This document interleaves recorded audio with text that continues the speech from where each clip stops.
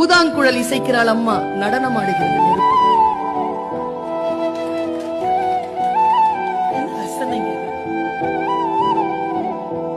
வறுமையால் படிப்பை பாதியோடு நிறுத்திவிட்டனர் எதிர் வீட்டு லட்சுமியும் சரஸ்வதியும். குபேர மூலையின் சுவர் முழுக்க கடன் கணக்கு.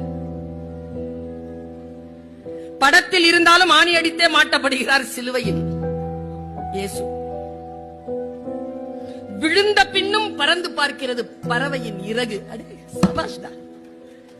விழுந்த பிறகும் பறந்து பார்க்கிறது பறவையின் இறகு.